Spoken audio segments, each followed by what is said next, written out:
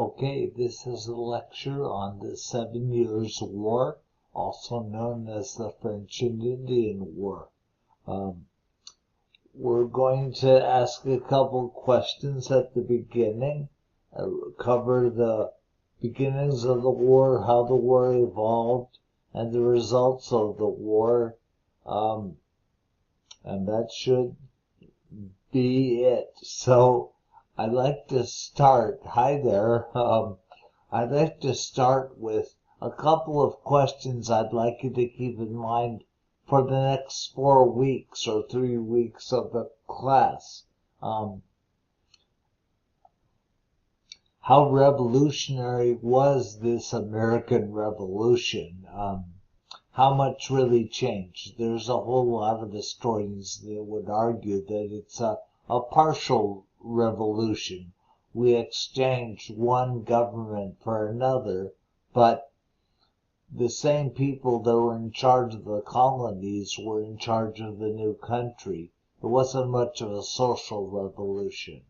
And then just the whole question of justification, I'd like you to really interrogate that. We tend to look back at the American Revolution as an inevitable good thing, that we obviously were different people than the Brits. And to some extent that's true, but at the time you have to think about the fact that Australia, Canada, other parts of the British Empire have become independent without a revolutionary war. Why was it necessary to fight? Would you have killed someone in the 1770s because they said you should pay a tax? It may not rise to that level of moral justice when looked at in that light. So I'd like you to think about that. Okay, so the French and Indian War began by Americans. It was fought in America 2 years before the war began in Europe, hence the year situation. They went out into the Ohio Valley and began to claim the land, knowing that it was still inhabited by Indians and claimed by the French. But these Virginia colonists under George Washington and General Braddock still went out there and tried to inhabit the land, but they were repelled by the British and by the French, and by the Indians. It wasn't an easy thing to do. So the war spreads around the world. It was fought all over India, the West Indies, Europe, and America. You could easily call it World War I. But it was fought all over. Primarily in Europe, it was fought by the Prussians against the French and the Russians and the Austrians. The Prussians were the great allies of the British. So I just want to make the point about this violence between the Americans and the Native Americans was consistent. It lasted from 1754 until 1815. It was always hostile on the frontier. Okay. So at first the war went badly for the colonists and the British till 1757. That's when William Pitt became Prime Minister of England, and he began to lead the British government, and he basically said, I believe that I can save England and only I can save England.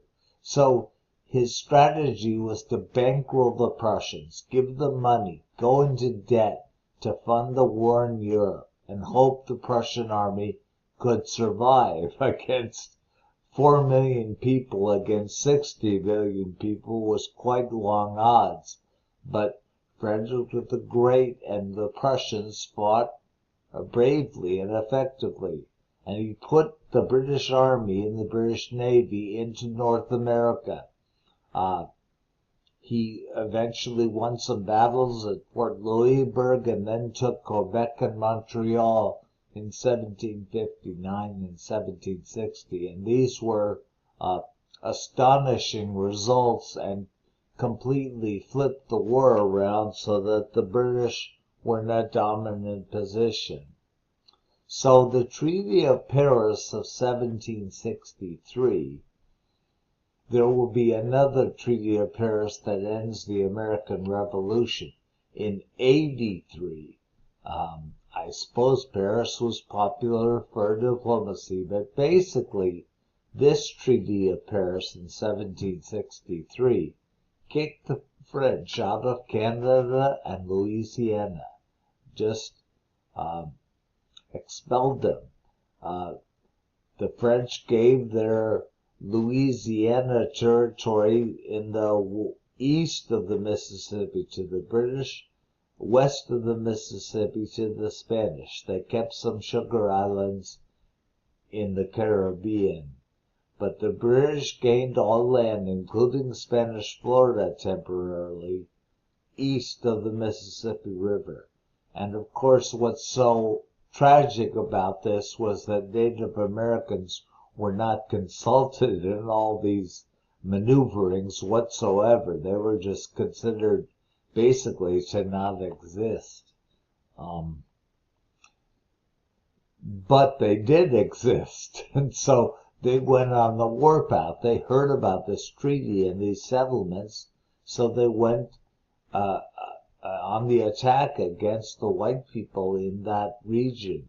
It was called Pontiac's Rebellion in 1763, and it was very bloody and very deadly. So King George III, the new king of England, issued the proclamation line along the crest of the Appalachian Mountains, saying that no one could settle west of that line until the Indian problem was pacified. He issued this proclamation line fearing the expense of ongoing wars with Native Americans. There was a big drain on the British treasury, so he proposed to build forts all along the line of the crest of the Appalachian Mountains to enforce that proclamation line, basically not trusting the Americans to man these forts themselves and keep the peace. He proposed to man the forts with regular British Army troops and have the colonists pay for them for the cost of their own defense. And this drove the colonists crazy. They did not like that tax being imposed on them, and they definitely didn't like being excluded from lands they had just won in the war. So it was pretty controversial, but that was the nature of all the taxation, of all the acts that were passed in the next 12 years. They were designed to pay for the expense of the troops in these new forts.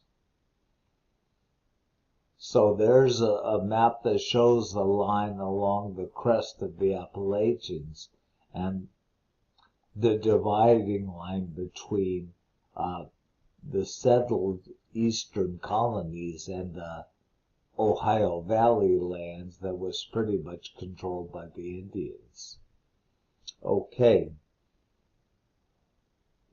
So that's the lecture on the French and Indian War. We're getting set up for the American Revolution. Okay, thanks.